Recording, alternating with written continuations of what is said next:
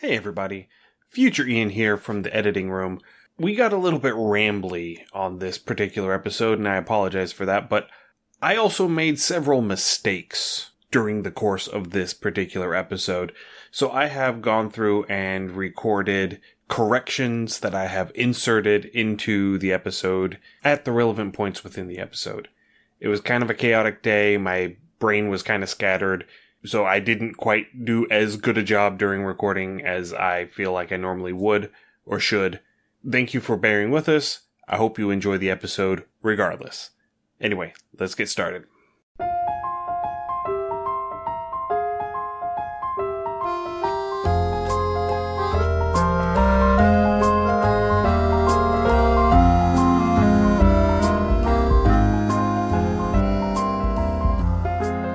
Hello and welcome to Undercommon Taste. This is a podcast where we create and discuss homebrew content for tabletop RPGs. Oh no, you have been exposed to radiation, and a mutated hand has grown out of your stomach. What is the best course of action? Use a scalpel and remove it. Maybe. I do like the laser scalpel option. That is. I mean, there are other options that, I would have thrown in that obviously would not be proper for a under 18 plus crowd, but whatever. Anyway, I'm Ian Woodworth. I'm joined by my co-host James Daly. And today we're going on all the rabbit trails as we talk about the Fallout RPG. Yes. With the Fallout series coming out, and it seems to be doing quite well. Well done, Amazon. You actually put out a decent product this time, casting a lot of shade at Wheel of Time. Cough, cough, rings of power, cough, cough, cough. Yes. Oh, yeah, that was terrible, too. That one doesn't even bear mentioning it was that bad. So, I mean, they swung and missed twice, and they got a good, solid hit. I won't call it a home run, but they definitely got a solid hit with Fallout. I would like to see a second season. They've already been approved for a second season. So. Oh, score. Yes, I am very excited. We will probably mention the series a little bit, but we will avoid spoilers as best we can. However, that start of summer season for a lot of our players, people listening, students, you might want to run a tabletop game that's not necessarily D&D. Maybe you want to shift things up a little bit, do something crazy, not D&D 5e. With that, there has been a Fallout RPG. It's been out for a little while. And I think this is a good time to explore this RPG because I think it has a lot to offer. And again, if you were wanting that alternative to 5e, very exciting. Again, hitting the popularity of the show. I think there's a good point of interest. So if you're wanting to run a new game at your game shop, I think you can grab a good set of players with something new. Yeah, so the game we're talking about today is the Fallout RPG by Modiphius Games. It came out in 2021, so it came out during the pandemic, so it missed a lot of the hype that I think it should have gotten. Agreed. Because it came out there at the tail end when everything was starting to open up piecemeal again, but everyone was still a little bit reticent to actually go out and gather in groups to play games together. It is a 2d20 system, which is kind of interesting. It is a roll under system. So you're using your abilities to set the benchmark score for whatever you're trying to attempt, and then you try to roll under that combined value, which, again, is kind of counterintuitive if you're coming into it from 5e, where a 20 is a good thing. In Fallout, 20 is not a good thing. No, this does have a little bit of a THAC0 feel, but personally, I don't mind THAC0 too terribly much myself. And I like that it's a roll under system and that the difficulty is variable depending on your skill set. Yes. I like that feel. It definitely takes a lot of the DM fiat, the GM fiat out of it, because you don't have a storyteller who is establishing, okay, this is the number you have to hit. You know what number you have to hit because you're just adding together two of the numbers that are on your character sheet. And They're just telling you how many successes you have to get in order to accomplish whatever you're trying to accomplish. Right. And I agree with that. That is a hard thing as a DM is, hey, I want to pick this lock. And as a DM, you kind of have to crunch numbers. Okay, I mean, how easy should it be to pick that lock? I mean, is it a 10, which you'd have just baseline 50-50? Is it going to be a 12, a 15? Do you want to use an even number? Do you want to use okay, well, it's going to be a 17. Why 17 of all numbers? This, again, you have your ability score and another modifier. Oh, you have to roll under an 8. Okay, throw the dice to see what you get. Right. Yeah. And so we're going to be going through, talking a little bit about the basic mechanics of the game, talk a little bit about character creation. A lot of this is going to be our first impression reaction to the game, because I've not run it yet. I don't think James has run it yet. I have not. I ran the beta version that you had, way back in, was it 2017, 2018? It's been a while, and the beta version was fun.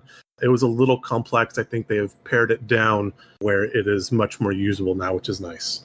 All right, so let's go ahead and start off. First off, one of my tiny little nitpicks, and it is at the very beginning of Chapter 1, the core rules.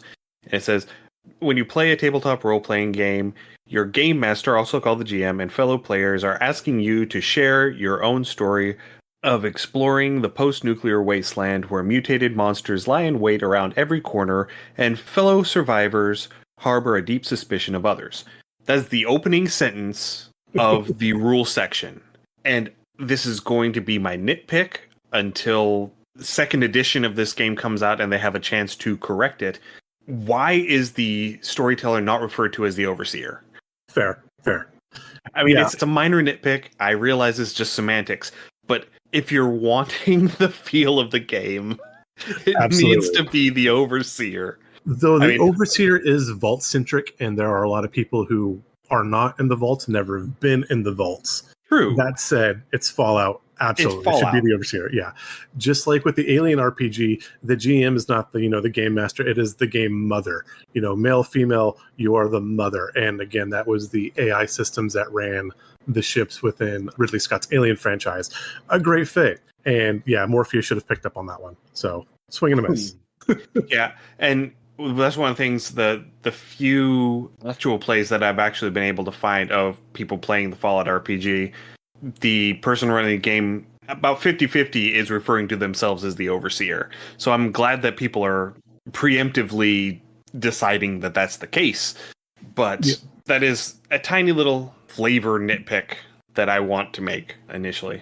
So, coming through, starting, I think where everything should start would be character creation. You're making your characters.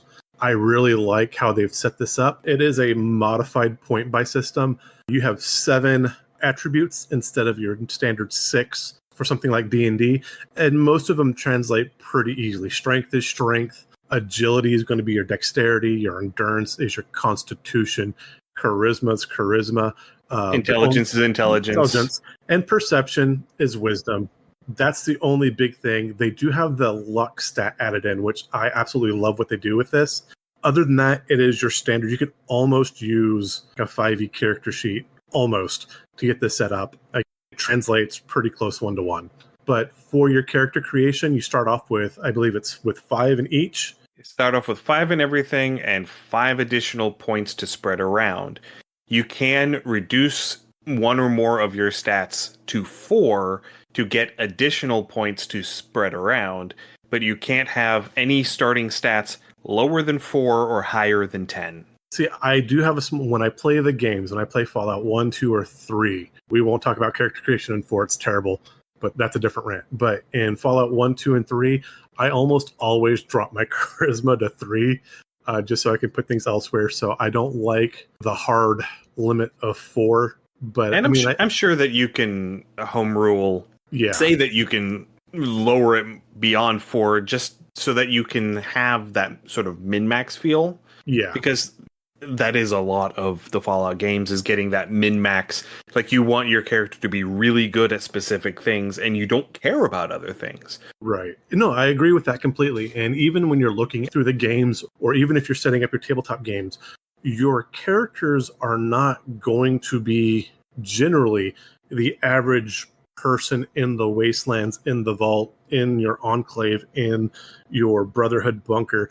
If you're going to be sent out on a mission for whatever reason, or you're a tribute, or however you want to phrase that, you're going to be exceptional in one regard or another. You would have to stand out for some reason. Either you're exceptionally good at something, you're exceptionally skilled at something, or your charisma's so low they hate you and they're trying to ostracize you just to get you out of the area. But your character is going to stand out for some reason to be selected. You do kind of get the why me feel in early Fallouts. And so you can kind of build that why me with your character creation, I think. Yeah, and I've talked about this a little bit way back in the early days of the podcast. In order to really get across the feel of an actual role-playing game, there needs to be something exceptional about your character. There needs to be a reason why your character is the hero. You know, Yes. and I don't mean hero as in the person who saves the day. I mean hero as in this case, the protagonist. There needs to be something heroic about your character. There needs to be something heroic in the Greek epic sense. That somebody who has some exceptional trait that stands out, that is worthy of being mentioned by name in the story. Absolutely. And so, like, some ideas if you are creating a character for these lines, you can do different things. So, like, right now, I'm doing a live play on Twitch of Fallout 1. My challenge for myself, because I have played Fallout 1 before, is I am using only melee weapons. And so, my strength is up at a 7. My endurance is up at a 7. My charisma, like I said, I tend to drop. This is actually one of my lower intel characters. It's only at an intel 5. But again, huge strength, huge endurance, and I just walk around and smash stuff. And so with this, if I was in my vault would say, hey, this character is strong, this character is very robust and can survive a lot of stuff. That is our best chance of sending someone out to survive in the wastes. Inversely, maybe you want someone that is super gun heavy. So maybe your strength is, maybe you're a weakling, but you've got really good perception. You've got the sharpest vision ever, and you're a whiz with guns. And so now you can shoot anything from forever away because that perception skill is so high. Or maybe your intelligence is incredibly high and you're great with like repairing things and your science skill. And so it's these things that make your character above and beyond. And that really feeds into role play and how your character is going to do things. And I think Fallout leaves this much more open and more, I don't want to say accessible, but it definitely prompts that action of role play more than standard D&D does, because you can have very bland characters generally in D&D. Right, yeah. And like going off of that, whenever I started getting ready for this episode and I decided, okay, I'm going to sit down and make myself a character, the character that I ended up starting off with was a Brotherhood Initiate Scribe. And so I've got the high perception, high intelligence, and I took a hit to my strength score because they're more of an intelligence-based, energy weapons sort of character. They're bookworms. And, yeah, they're the archaeologists, Yeah. they're or anthropologists or whatever you want to, however you want to put that. And I think for tag skills, I have, because you get an additional tag skill as a Brotherhood Initiate, it's science, repair, pilot, and energy weapons. Okay. So, I mean, that was the vibe that I had. Yeah. And so that's something that you can really emphasize, that you can really play into, is because you have 17 skills and your skills all matter Yes, very much. in Fallout, much more than they do in Dungeons and Dragons, because, so much of D&D is based off of just your ability scores and your attack modifiers, because it is so combat heavy. The Fallout game really does play more into the other two pillars of play. It plays a lot into the exploration and a lot into the social interaction. I feel like it's a bit more balanced in that way, that it's not focused so heavily into the combat portion of it. Yeah, absolutely. I agree. I really like what they did with the luck stat, and they build a whole extra mechanic off this luck stat, which normally we wouldn't think would affect your character like with our basic 6 skills.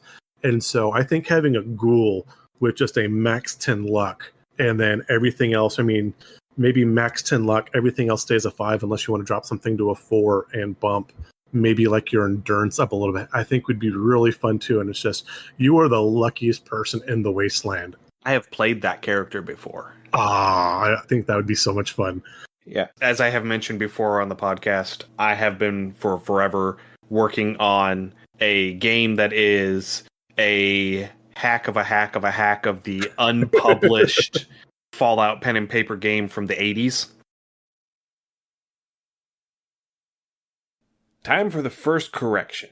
I was way off on the date on this one. The original Fallout pen and paper game by Jason McCall was written and was slated for publication in 2006, 2007. It was originally written for Glutton Creeper Games, who received licensing rights from Interplay, but when Interplay sold the franchise to Bethesda ZeniMax in 2007, the licensing rights got revoked, and so Glutton Creeper ended up reworking the title and releasing the game in 2008 and under the one title of my versions of that game. One of the characters that I generated literally was 5 and all of the stats except for luck and a max 10 luck. Nice. And so he had like a 10% chance, because at that point it was still a D percentile system. And so he had a 10% chance of a critical success anytime he tried to do something because of his luck. That's awesome. And he found all of the things. I was just on fire when I was doing the rolls for him that day. It was just great. Yeah. And I really like the cross-section Modiphius offers for your starting quote-quote races with this too. So yeah, you can be a Vault Dweller. You can be a Wastelander. You can be a Brotherhood Initiate. You can be a Ghoul. I do have... You can be a Super Mutant, and you can be a Mr. Handy Robot. Yes, I absolutely want to be Mr. Handy Robot. That sounds amazing. I do have some concerns. Well, not concerns. I have questions about the Ghoul. And again, the lore seems to have shifted even within the Fallout games. But I do enjoy the Ghouls as, I guess, I don't want to use the term race, but that's probably closest. The term that they use in game is origins. Origins. Okay, yeah. So yeah, definitely a Ghoul origin I think could be a lot of fun. And I want to be Harold. Harold's amazing. One of my favorite characters within Fallout. Yeah. Mr. Handy, though, would be an absolute blast to play. Just a random Mr. Handy walking around doing wonky stuff. And whenever you go into later on in your character creation and you get to specialize within your origin, for the Mr. Handy, they do have the nanny version, they have the medical bot version, and they have the Mr. Gutsy version. Nice. And I absolutely want to play a Mr. Gutsy. Yes. And so, again, creating your character, again, it's just a point by.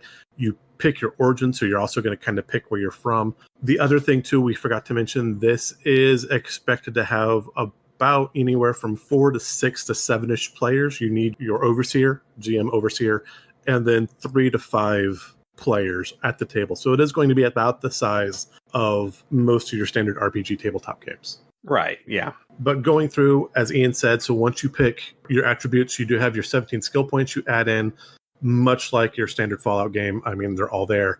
You do use them. And then that leads to your rolls. When you need to roll for a skill check, it's generally your skill level plus your stat, correct? It's the attribute you're using plus the skill you're using. Yeah. So if you're trying to shoot somebody with a handgun, that's a small gun's skill, and you're going to be using perception because that's the governing stat for attacks with a small gun.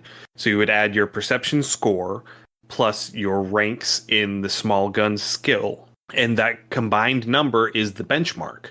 And so you're rolling your d20s and trying to roll that number or lower. So say you had 10 in small guns and your perception... You're not going to have 10 in small guns. Oh, okay. All of your skills max out at 6. Oh, 6? Okay, yeah, sorry about that. So that means that unless you have some sort of special thing that lets you increase one of your attributes above 10, the maximum you can have is a 16. Okay. And so that means that whenever you have that, you have a... Was 80%? that 80% chance of success. So 1 to 16 is always a success. 17, 18, 19 is a simple failure, and a 20 is a failure with consequence. Right.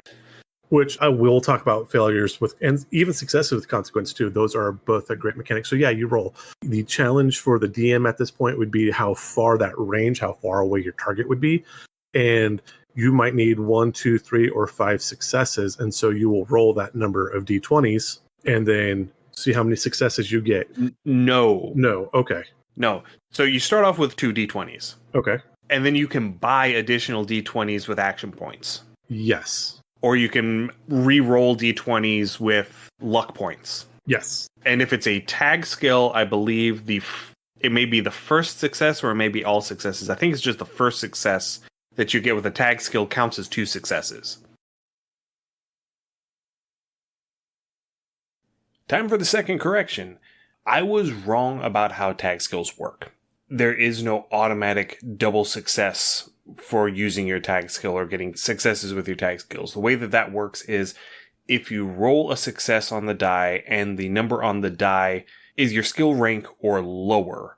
So if you have 3 points in a skill, if you roll a 3 or lower, then it counts as a critical success, which counts as 2 successes.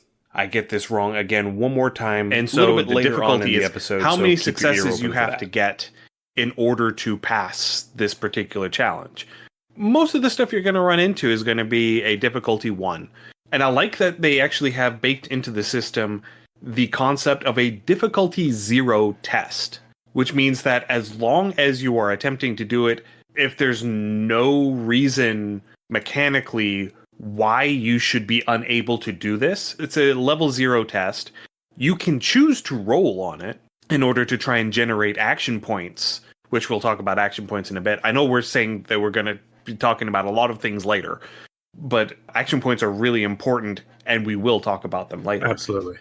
Because whenever you roll successes, if you get more successes on your roll than you need to succeed on the roll, all of the excess goes into the pot as action points. And you can spend the action points for things like adding additional damage dice or adding additional d20s to your initial die pool.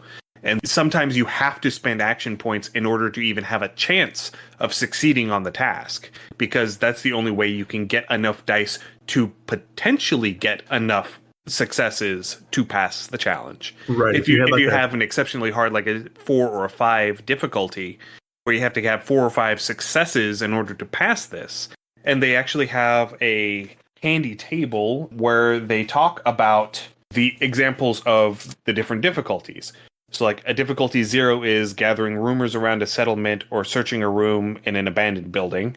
1 is shoot a target at close range or pick a simple lock. 2 is break down a reinforced door or treat an injury. 3 is identify an unknown poison or deactivate a robot. 4 is hacking a complex computer or disarming a landmine. And 5 is convincing an enemy to stand down or shooting a target at long range on a stormy night. So, there are examples here of the escalations of what constitutes a higher difficulty. Yeah, absolutely. I think a great example of 5, there is a wonderful example of a 5 difficulty in Fallout 2, where you meet a mostly friendly super mutant, and he challenges you to an arm wrestling contest. In order in Fallout 2, you have to have a strength of 10 minimum to have a chance of winning that arm wrestling contest. And there are effects for winning and losing both, and I will avoid spoilers beyond that point. But I think that is a wonderful challenge. It's like, hey, here's a super mutant. Yeah, anybody can arm wrestle this thing if you want to try, but that would absolutely be a D5 challenge to win the arm wrestling contest. Right. And I also like that they very explicitly talk about using non-standard attribute plus skill combinations. Yes. Because this is a thing in D&D, but most people don't do it because it's buried in the 500 pages of rules text. Fair. Whereas, the Fallout rules text, all of the rules that you need to actually play the game are in, I think, like 30 pages here at the very front of the book. It's not a lot of rules text, but they do call out and say things like you might use intelligence plus small guns instead of perception plus small guns to identify the make of a weapon, or strength plus medicine to pop a dislocated shoulder back into place. And I love this one. This does, for me, increase that immersion because your characters and your players are thinking. And as a DM, I always want to reward my characters and my players for being clever.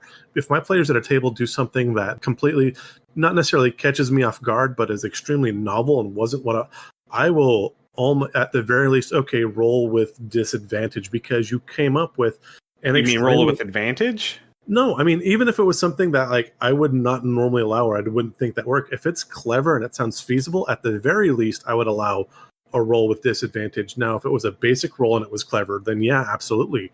roll with advantage. But even something like Beyond the Pale, I'm going to reward my characters for being clever and thinking outside the box, to use, a terrible buzzword phrase. But that kind of ingenuity, I love it when my players come up with this, and Fallout definitely promotes that kind of gameplay. Right. And another thing that I like about that difficulty system is the range for whenever your roll results in a complication expands with how difficult it is. Yes. So on your standard rolls with a difficulty 1, you're only going to have a complication on a 20. But on a 2, the complication range is 19 to 20. And it scales up to a difficulty 5. You have complications on a 16 to 20. So the more difficult it is, A, the more likely something bad is going to happen, and B, the worse it's going to be if that happens. And you also have the chance to roll more of the complications. So like if you roll just one, if you were doing like a two die, and you rolled like a 19 and a 20, or just a 19, that would be one complication. But if you rolled a 19 and 20, then there's two potential complications that could work with each other or against each other. But now there's two things you have to deal with instead of just the one. Right. And so with this, depending on what your players are doing, what their situation is, where they're at, this can spiral quite quickly with a terrible die roll. You're doing something challenging, you use your action points, you get a bunch of extra dice, and the dice all hate you on this roll. And so now everything goes wrong. And I think those critical moments where absolutely everything goes wrong are just as fun as the times where everything goes right. Yeah. Let's go ahead and talk a little bit about action points, because we have alluded to them a few times so far, and they are such an interesting and critical component of the mechanical system.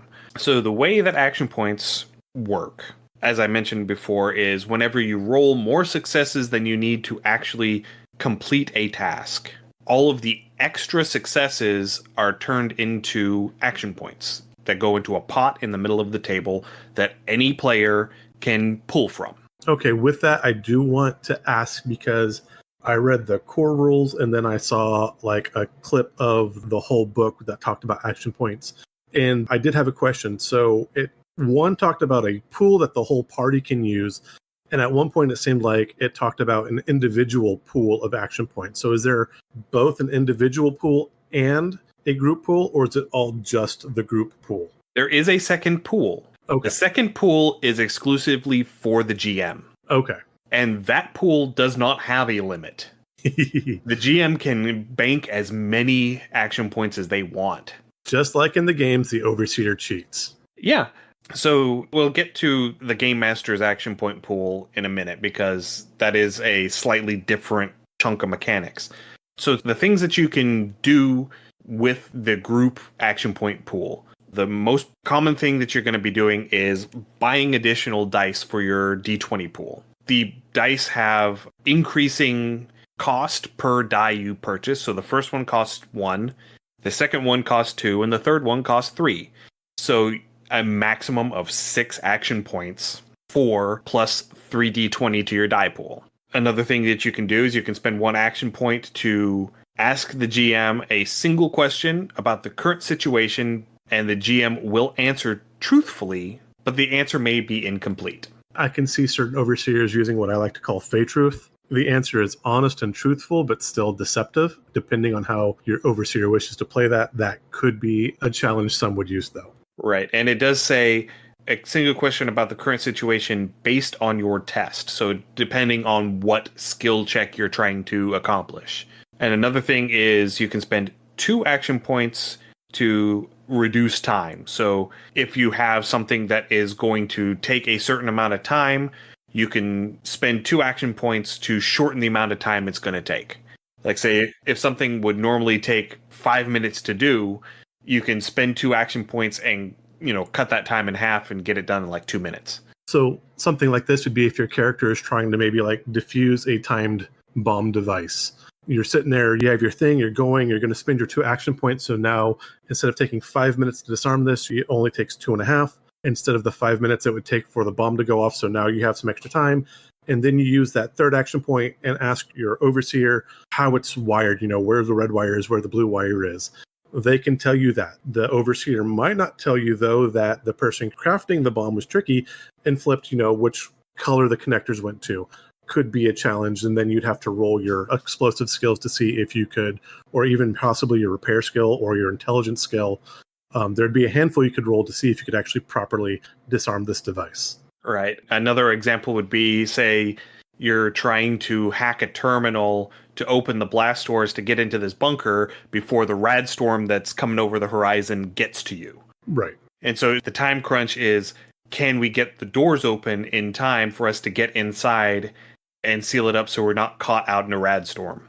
And this is where that luck stat comes in. And I love what they do with this mechanic. So that luck stat, you can substitute your luck for any stat. So if it was like your perception or your intelligence while you're trying to hack into this computer and your intelligence was 5 and you did roll that 10 luck ghoul, well, you can substitute your luck score for the intelligence score. So now you have your 10 plus your science score to break into this computer. Another thing you can do is you can use 1 luck point, and you have a number of luck points per your stat level. So your ghoul would have 10 luck points. And you can say, well, I'm going to use my luck points, and maybe with my luck, I find where the person had left a sticky note that had the password because they couldn't remember passwords. And you use your luck point to not always find a success, but to find that thing that would help your success. And I love that you can do that. Yeah, that would be the luck of the draw mechanic, where you can spend a luck point to just find the right thing that you need at the moment. Yeah. So you're like, you run out of ammo, you can spend a luck point and say, oh, I found a box of the right kind of ammo just tucked up under this rock. Yes.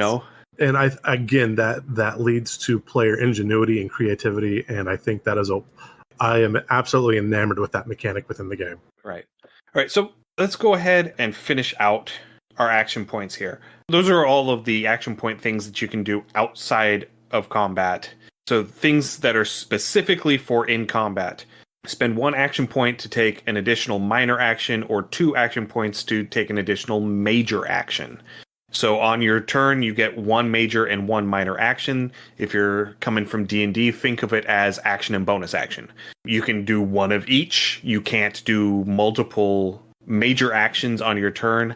I don't remember if you can substitute a minor action for your major action and do 2 minor actions on your turn.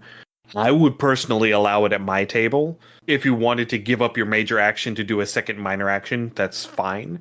But I don't know if that is explicit in the rules. Fair. No, I'm not sure on that one either. But again, I also wouldn't have an issue with that. That's just kind of, you're taking a lesser action. It will technically limit your character's, utility for that turn. Yeah. But if it's what's needed at the time, then yeah, absolutely, let them roll with it. Yeah. And then the last thing you can do is you can spend 1 to 3 action points to add 1 to 3 additional damage dice to the damage roll on your attack. And you can choose to do that after you have rolled your attack and you have seen that you are hitting. So yeah, so that kind of works like the Paladin's Smite in that case in 5e, where you use it after you know it hits. And again, you have a maximum pool size of 6 action points. So you are incentivized to use them, because once you hit 6, you don't get to bank anymore. Right. So if you hit 6 and then somebody, gets 3 successes on a challenge 1 skill check, suddenly you just lost 2 points because there wasn't any place to put them. Yeah. And I think, again, too, the one thing with the group action points, I want to phrase this correctly. You definitely want some cohesion amongst your players. You definitely want them to be on the same. You don't want to find the one person that's an action point hog, because that can ruin the game and, possibilities for other players. So that does become kind of a weird balance to strike. But again, that's also party mechanics as well, which if you have strife between your players, that might be something as a DM you play into, especially if you are playing more of that role play aspect, because you are in the wastelands and maybe it is every man for themselves. Right. And I would also, that is something to discuss at a session 0, and to discuss, once you get a couple sessions in at a session sort of 0.5, just to touch base and make sure that everyone is still having fun and everyone is okay with the interactions that have been going on. Because this is a crucial mechanic for the game, you want to make sure that everyone is playing nice with that part of the rules. right? So you don't want to have one person who just consistently uses up all of the action points, and then all of the other players spend their turns trying to replenish the pool, and then they use up all the action points again. Right. That's when you start chucking dice at people. But the other thing is, if they're spending action points to get additional dice, they could be contributing multiple action points back to the pool on their turn. This has a potential as well, yes. Yeah, so if, let's say they need 2 successes for this particular task, it's a little bit more difficult than standard, and they decide to spend 1 action point to get a 3rd die to increase their chances of getting 2 successes. They roll their dice, and all 3 dice come up as successes, and it's a tag skill. So they get at least 4 successes out of all of this. Okay. They automatically have 2 additional successes on this roll. So that's 2 action points going back to the pool. They borrowed 1, they put 2 back. Yeah, I would be okay with that. And as a party, that's great. And that does kind of go back to where we talked about you do have those 0 challenge tests that if you choose to roll on it, you can. So if you have like a 0, you're going to jump across a mud puddle. And so you roll your 2 die, you can get 2 successes and get 2 action points back into that pool. Or potentially if you roll a 20 or 19, maybe you wind up twisting your ankle because you slipped in the puddle. So, I mean, that can go back either way if you do want to try to risk rolling on those 0 rated challenges. Yeah, you get across it, but you're off balance and then you fall backwards into the puddle, as we see on all of those videos on the internet. Absolutely. And as you fall backwards, you scream, and now the feral ghoul that was just over the hill hears you and starts running towards your party. What do you do? Yep. And so with the Game Master's action points, the mechanics for replenishing action points to the pool are the same as for the players. However, instead of starting with an empty pot that you can only put 6 total action points into, the GM starts with 1 action point per player at the table with no cap. My action point tokens are going to look like Scrooge McDuck in the DuckTales intro. I'm just going to be swimming through them. Yeah, they're going to actually be physical bottle caps. Yeah. Yeah. Absolutely. And that is one thing the rules do suggest, is to have tokens or chips. But, I'm saying if you happen to be over 21 and you have a bunch of bottle caps laying around, this would be great for the game. If you're under 21, I do know a lot of root beer has caps too. So yeah, there are pop top non-adult beverages that would feed into the game as well. A great feel. And they make such a wonderful sound. Yeah. All right. So we have talked a good bit about, mechanics. We started in on character creation and we got a little bit distracted from the character creation aspect of everything. So let's get back in and finish out our character creation talk. Okay. So we talked about our origins. We talked about assigning attributes. We talked about skills to a certain extent. You start off with 3 tag skills that automatically have 2 ranks in them. And then you get 9 plus your intelligence score additional points to distribute throughout your skills. The max you can have for your skills is 6 ranks. Time for correction 3rd edition. This is the last one, I promise. While this information is correct in the context of character creation, you cannot increase any of your skills above 3 ranks starting at level 1. The only way you are able to have more than 3 ranks in a skill at character creation is if you are making as far as I can tell, it is a 1-for-1. Each rank does not cost extra points. Okay, and that is a thing, particularly like with 2nd edition and 3rd edition D&D, where like once you got above, I think like 10 and 15, they started costing 2 and 3. Or if they were like non-class specific, sometimes they would cost more. If they were cross-class skills, you had to pay 2 points for every 1 rank. Yeah, that got confusing. I was not a fan of that mechanic. Yeah, it was not great. It was appropriate for the number crunchiness of 3rd edition. However, yes, it was not great. So Fallout, it's 1-to-1. You got a point. You get a point. Nice and easy. Yep. And then once you've allocated your special attributes, you've allocated your skill ranks, then you get to pick a perk. Yay! And there's like 12 pages full of perks in the book. As there should be. As there should be. and you have to just pick one that doesn't have a level requirement, basically, if you're starting as a first level character, and that you meet the attribute requirements for, because they all have attribute requirements. Most of them are in the attribute 6 range. So basically, you're just going to be picking one of these perks that is going to exemplify what you're trying to do with this character. So, like, if you're focusing on a melee heavy build, you might take the big leagues perk, because you're already going to be stacking into strength to make sure you get the most out of your attacks, to make the attacks easier, and you're going to be focusing in on your melee weapon skill. And so, being able to get the vicious damage effect, which I guess we'll talk about that in a little bit, on attacks that you make with two-handed melee weapons, might be something that you're really into. Yeah, absolutely.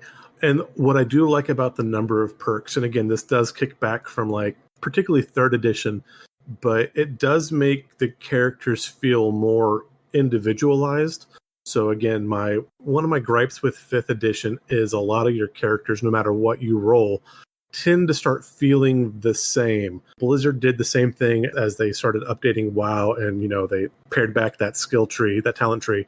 My biggest gripe is all the characters started feeling the same. A warrior was a warrior, but it wasn't my warrior. With your perks here in Fallout, your Wastelander, your Vault Dweller, your Super Mutant is your Super Mutant. And the way the skills work, the way the perks work, I think you can really push for that individualized character where they're each different and they play differently no matter what you do with them. Right. That was definitely something that I didn't like about World of Warcraft whenever they were moving from... I was kind of okay with the way that they were doing it in Cataclysm, where they broke it down, where you had to put a certain number of points into one skill tree in order to open up the other 2 skill trees. But whenever they went from Cataclysm to Mist of Pandaria, where they basically boiled it down to, okay, you get 1 talent point every 15 levels to pick from one of these 3 abilities. That just did not feel good at all. No, not at all. And again, with the limited number of feats in 5th edition, I kind of got that same sort of feel. Now, 3rd edition had just feats everywhere.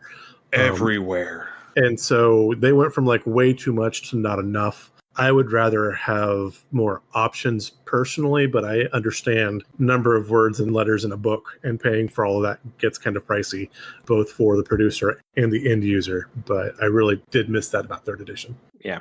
But yeah, so we have all of these, and I think this does lead us back into, so we've talked about our perks, we have our characters, we've talked about how to use it with our action points, we've talked about, our intro to combat where, okay, we're going to take a melee, we're going to swing with our baseball bat, or we're going to shoot with our pistol, and now we've rolled, we've done our skill check, we've hit, and now kind of how combat works. And I love the combat and the damage mechanic that they've come up with this. It really makes me happy. Yeah, so every weapon has a certain number of damage dice that you roll. And depending on whether you're using normal D6s or the special D6s that they made for the game, that I'm still bitter about the fact that they don't come with the book. Fair. Yeah, that is... yeah, you have to buy them separate from the book. Sure. Yeah. 3D printers.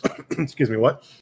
Yeah, sorry. Didn't catch that one. No. They do have a conversion table in the book for... These results on a standard D6 will give you these equivalent results from the special D6s. And I think they also did that because they keep referring to things having a certain number of dice in areas that are not necessarily damage dice. Fair. Like, for instance, in the starting equipment, if you happen to take, say, a laser pistol, one of the things that you get in addition to your laser pistol is a fusion cell to power said pistol that has...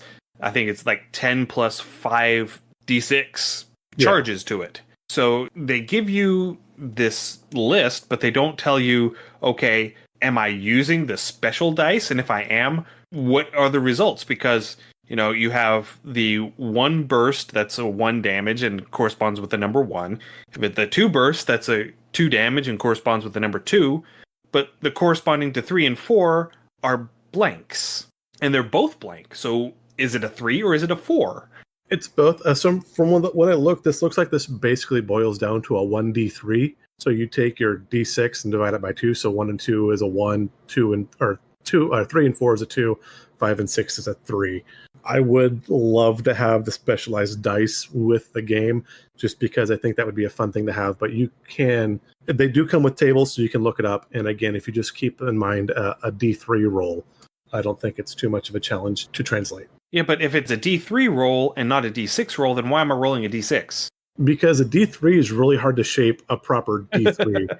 Right. I mean, they have some of the non-plutonic dice that you can roll a D3, but most people are going to have access to a D6, so just 1 and 2, 3 and 4, and 5 and 6. Yeah, but the other thing is they never explicitly state that in the book. There's nowhere in the book where they say, okay, if you're just rolling for a number, these are the results that you get. You really have to roll a standard D6 in order to get your numbers.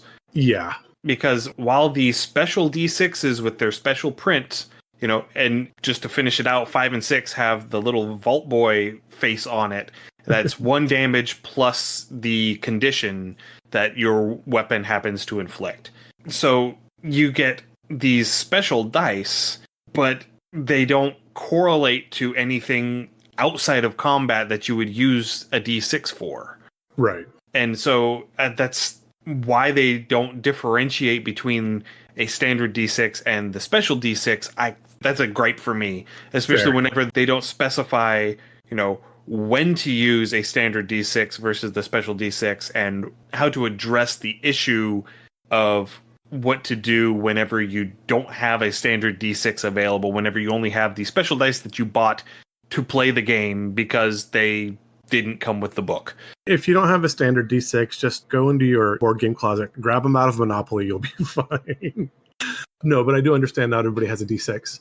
And that is, I can see the gripe. I guess I just have a plethora. I guess I'm speaking from a point of privilege where I have a plethora of random dice laying around, so I can always grab something. So yes, you do make a fair point that... I just wish that they would have clarified that point more. That's fair. And if you're paying that much for the game, they can, throw in a couple, 10-cent die with your expensive book that you're buying. It's like, what, a $40 or $50 book? I think so. Yeah. I don't rightly recall. Which, I mean, again, compared to D&D, 1 book versus needing like 3 to start, 4 to start, it is still a good value. And again, you can find the core rules online for free, and I believe we are going to post a link to that as well. Yeah. If you want to get started, you can start for a minimal cost. Yeah, Modiphius does have the quick start guide, which is 64 pages of just the rules online for free. And there is a starting scenario or 2 on the back of that as well. So you can get started with that for free, which is nice. Yeah. Okay. That said, with the combat rolls, as you roll this, you see if you hit or you don't hit. I really like the mechanics they've put into. So each weapon does, not each weapon, but a lot of your weapons will do some sort of bonus damage, which I'll let Ian get to as well as you do have, much like in Fallout 1, 2, 3, and 4, the ability to affect limbs and status and cripple your opponent. And I really enjoy this aspect for the game. This is something I wish would translate to D&D to maybe blend in with critical hits. I think the ability to cripple or maim your opponent to lessen their effectiveness is a great mechanic to have. Yeah, and that is something that whenever we had Josh from Lone Colossus Games on to talk about injuries and vile deeds, that was something that he was working on. Yeah, absolutely. Yes. That's in that product. So go back and check that out if you're interested in that sort of gameplay addition to your D&D game. But yeah, so weapons all have damage effects on them. And the damage effect that they have, whenever you get what is the equivalent of a 5 or a 6 on the damage die, you get your 1 point of damage plus the damage effect. So you have different things depending on the weapon. A very common one is piercing. You get piercing 1, and it basically just ignores 1 point of damage resistance on the target. So if your target has the ability to reduce the damage it takes, having piercing on your weapon will ignore that damage reduction. The other common one, and the one that came up whenever we were talking about your melee build with big leagues, is the vicious, which means that every time you roll the special effect on your damage dice, you automatically deal 1 additional point of damage. That is a nice one to have. That would just make me happy. Yeah, so it turns half of your damage dice into deals 2 points of damage. That is nothing to shrug at. Because you have the Vault Boy now changes from 1 point of damage plus an effect to 2 points of damage because that is the effect. So those are all 2 points of damage, and if you roll a 2, that's also a 2 points of damage. So you just crank out more damage per hit. It's a very simple thing, but it is a very devastating thing whenever applied to a properly built character, I guess. Yeah. You also have radiation damage, so your target picks up radiation damage. You have spread as an effect, which I think can be a double-edged sword depending on if you're shooting into your party. And so you hit your target, but then if you get the spread effect, you might also pepper your party members too. So friendly fire can be a thing, unfortunately. You can stun your enemy as well. I think that's most of it. There was a persistent, but I don't really get what the persistent was. Persistent means that you deal additional damage over time. It's a dot effect. Okay, so like a bleed effect. Yeah. Okay, perfect. And, burst means you can hit a second target within range, and breaking means that it breaks through cover. It reduces the effectiveness of cover if you're using cover. So like if they're hiding behind like an old concrete building wall and you've got that breaking, maybe you blow out a section of that wall and now they're exposed. Right. And then you have your damage types. So you have physical and energy primarily. You also have radiation, but those aren't very common weapons. I have physical, energy, radiation, and poison. Oh, poison. Yeah. There's also poison damage. Yay, red roaches and red scorpions. Indeed. And then you also have 4 ranges of close, medium, long, and extreme. And the difficulty increases depending on how far outside of that range your target is for ranged weapons. Obviously, for melee weapons, you can only attack them if they're in close range because you have to be able to reach out and touch them. It's kind of how melee weapons work. Really? I mean, yeah, I'm gonna melee you from 20 feet away. No. Which you can do if your weapon also has the thrown property, but, Fair. Yeah, but then now you're disarmed. Yeah, but then your weapon is over there. That's a problem. So you don't have a weapon anymore. Which isn't a problem if your target is dead, but it is a problem if they aren't. Very true. Roll charisma. So yeah, that is the mechanics in a nutshell. Again, I think this is very playable. This can be very exciting to play. Yeah, there are lots of ways to add crunch to this game that are baked in that I think you could probably ignore if you didn't want to use them.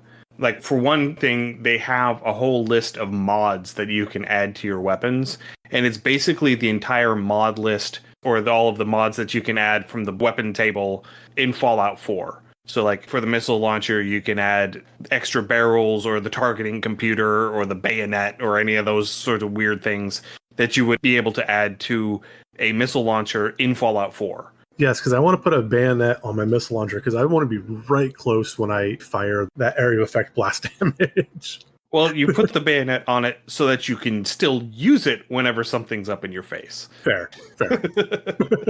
But yeah, so that is a thing that I think could get really extra and really overwhelming very quickly if you're not paying a lot of attention to, or if you're just, just starting out. Yeah.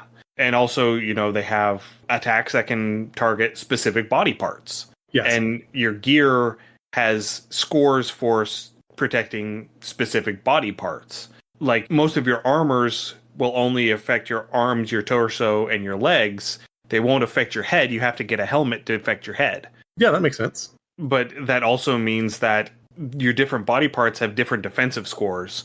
And so, you could have instances where an attack is targeting a specific body part, which that is something you can do. They have a called shot mechanic built in to where you can increase the difficulty of your attack to target a specific body part. That does lead to a bit of bookkeeping, though, because as Ian said, you might have different damage resistance, or, to translate to D&D, your head might have a different armor class than your torso, might have different armor class than your legs.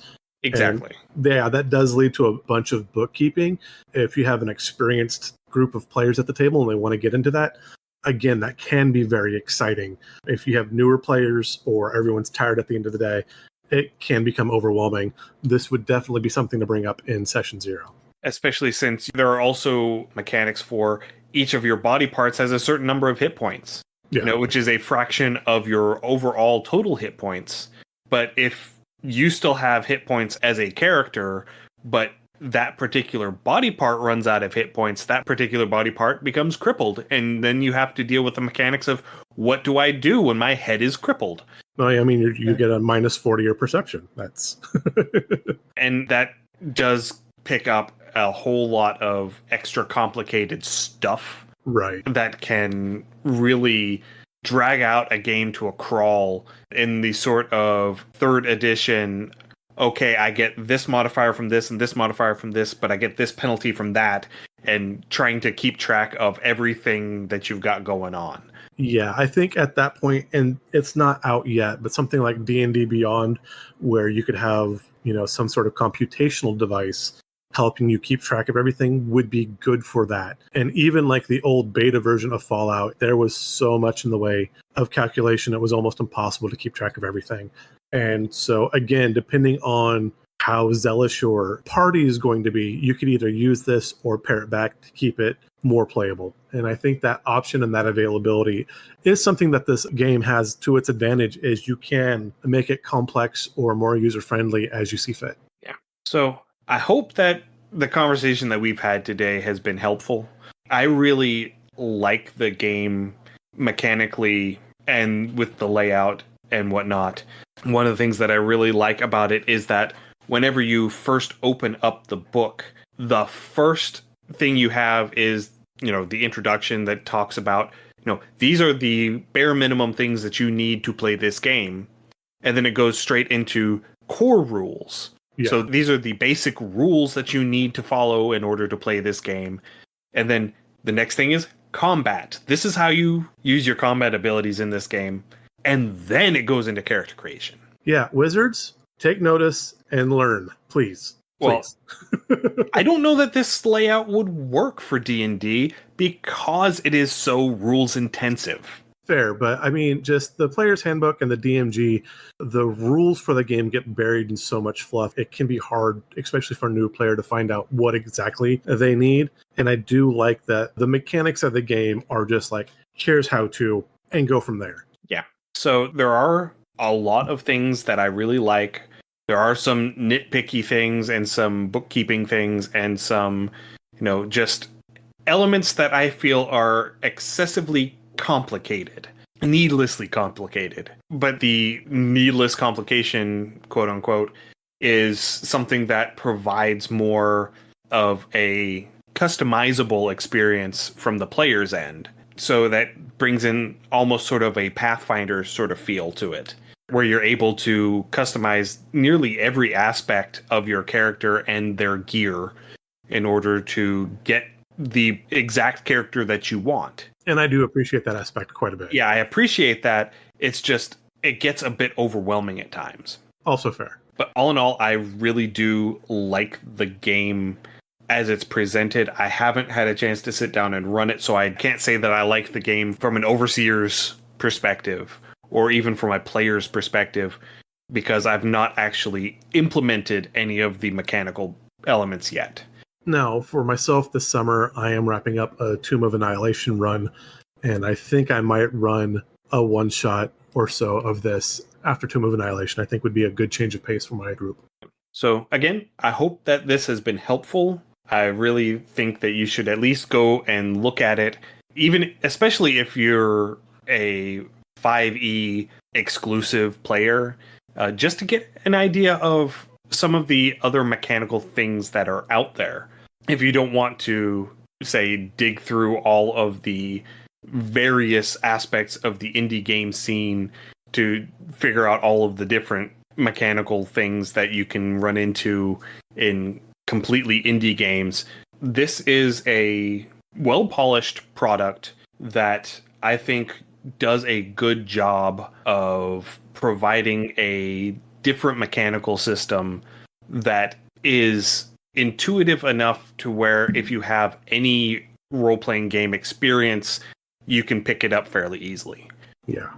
And again, we are going to put a link to the core rules with our show notes. So Modiphius was kind enough to present the core rules for free that you can download just to get started. If you like the core rules and you find you're having fun, absolutely go out, buy the full version to support creators and their content, even if they are, larger and a little bit more massive than our indie gamers. Again, if you enjoy it, definitely support it, but check out the free core rules to get yourself started. Thank you, everyone, for listening today. If you have any comments, suggestions, or ideas, please send us an email undercommontaste@gmail.com or come join us on our Discord. You can find a link to our Discord and all of our social media stuff on undercommontaste.com. Because the website is up and running. Huzzah! It's live! I'm going to be starting to migrate a lot of our free released content that we did on our Patreon page, migrate a lot of that to our website. That is something that I plan to do over the next couple of months because there's a lot of it. And I'm going to hopefully try in the coming months to restructure the Patreon a little bit to have more regular patron exclusive content that is actually going up on the Patreon because I haven't really published anything on Patreon in a while. This is going to be a way for me to try and trick my brain into sort of a reset to get some more content out. You can also find links to our itch page, undercommontaste.itch.io, or our Patreon page, patreon.com/undercommontaste, through undercommontaste.com. Excellent. Again, we can also be found on TikTok. You can find me. I am streaming on Twitch now 3 times a week on Monday, Wednesdays, and Fridays. Currently, I'm playing through Fallout 1, and we'll be doing some creative ZBrush modeling here to make various minis and tabletop figures as well. That's twitch.tv/undercommontaste. Excellent. Yes. If this is your first time hearing us, welcome. We are glad you found us. You can find our other podcasts on your podcatcher of choice. As always, give us a rate and review. This helps increase our visibility and lets us know what kind of content you want to hear more of. Stay safe, everyone, and we will see you again in 2 weeks. Happy gaming. Thanks for joining us for another episode of Under Common Taste.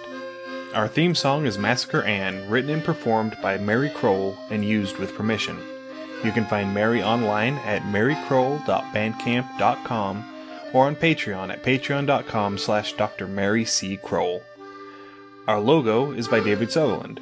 You can find more of David's work on deviantart.com/David Sutherland or on instagram.com/Willex_73. We'll be back in 2 weeks, so stay safe and we'll see you then.